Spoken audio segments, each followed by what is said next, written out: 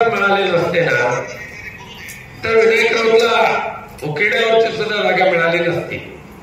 आता हे टिल्लू इल्लू बिल्लू टिल्लू मला त्याच्याबद्दल फार बोलायचं नाही, पण मला उदय सामंत साहेबांना जरा सांगावं लागेल. साहेब तुमचं आता दुकान बंद करण्याचं काम नारायण राणेंनी सुरू केलेलं आहे.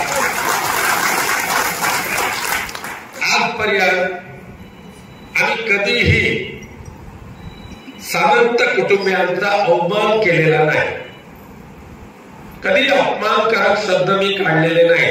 आदरणीय अण्णा असतील, भैया असेल,